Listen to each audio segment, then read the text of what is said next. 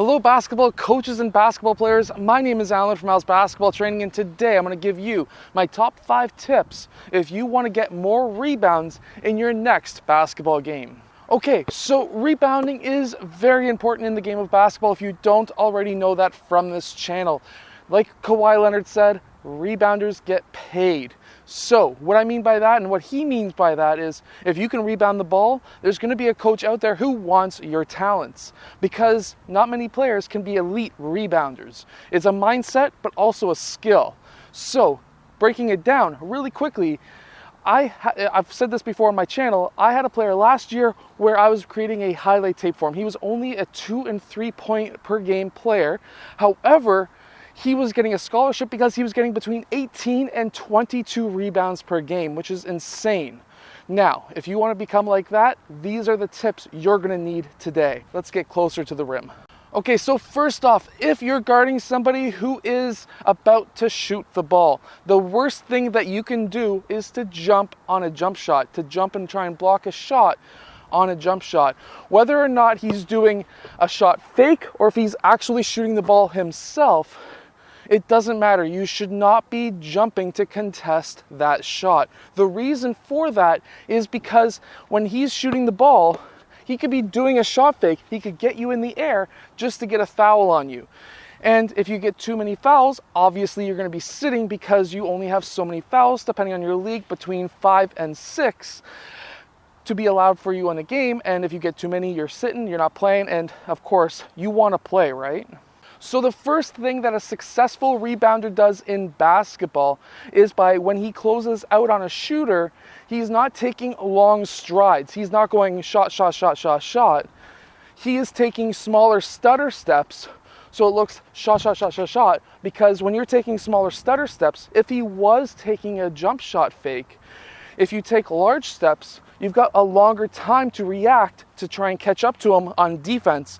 Meanwhile, if you're taking stutter steps, first off, you're not going to be getting a foul. And secondly, if he does do that shot fake instead of actually shooting the ball, you're going to be able to turn quickly and defend him right away.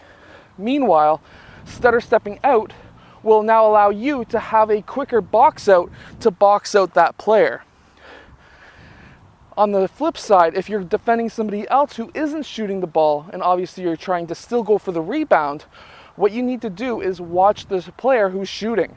If he's shooting with his elbow out, there's a huge percentage of that ball going right because your arm's pushing it right. Meanwhile, if his elbow's too far in, he's going to be most likely pushing it left because, of course, that's the momentum of where your arm is pushing it.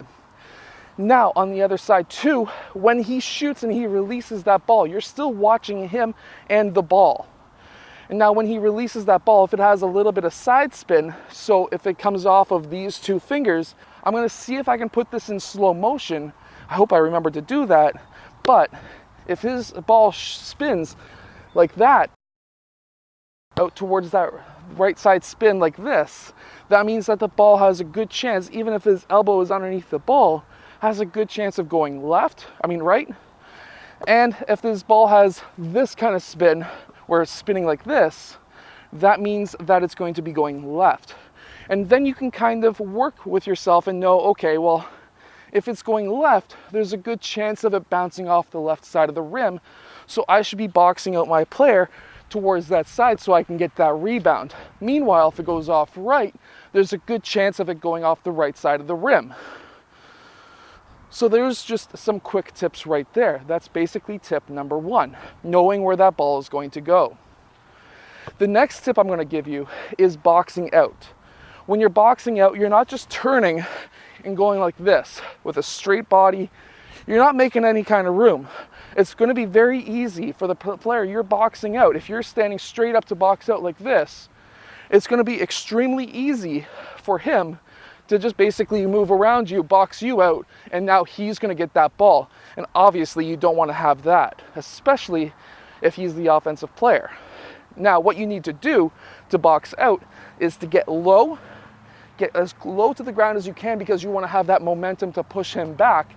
You're allowed to be pushing in basketball, but only in certain ways.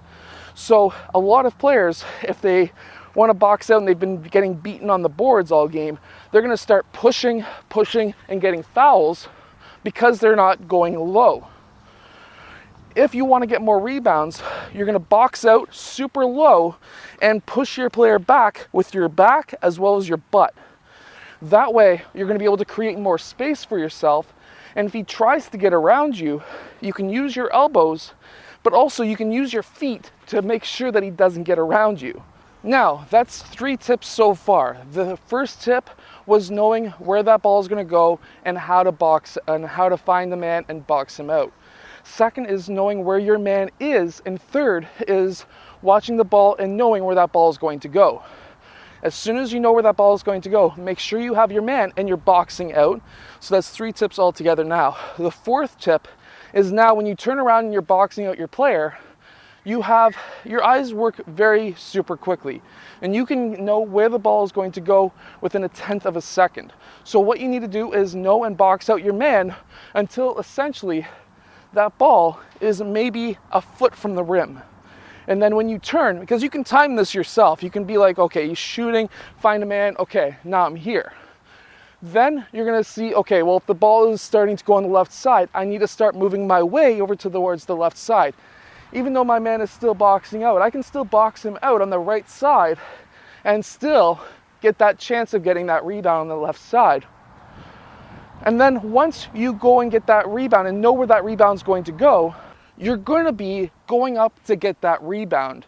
Now, a lot of players I've seen, even at the pro level, go up with one hand and grab it. That's totally okay if you know you're getting the defensive rebound. All the offensive players have gone back to their own end because one-handed rebounds, let's be honest, they look cool. But if you're boxing out somebody and they're actually actively going for the ball, you're going to want to go up with 2 hands and keep it high. The reason why you want to keep it high is because if you bring it low, so you get that rebound and you bring it low, especially if you're a larger player, now you're giving the chance for those puny little guards like myself to come in and slap that ball away and steal that ball from you. So that's why you might always hear your coach say, keep that ball high. It's not just because they want you to kind of look silly with the ball above your head.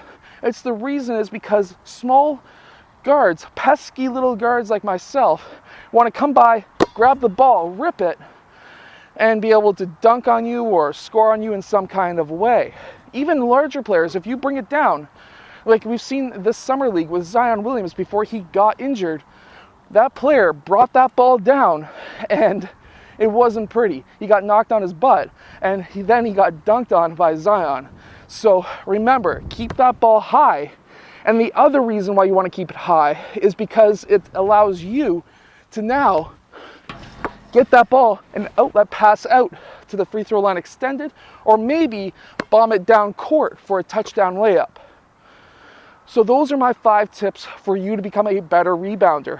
If you follow these 5 tips, you will be able to get a ton of rebounds every single game. Even as a guard myself, I was getting in high school 8+ rebounds per game.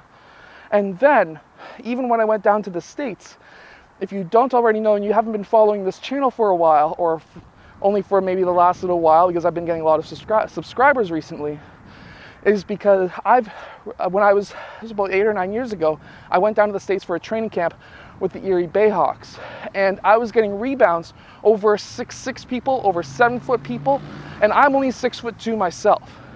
So keep that in mind. I hope that you've enjoyed today's video. If you have, hit that like button, subscribe, and I'll see you guys again tomorrow for another twice a day basketball video.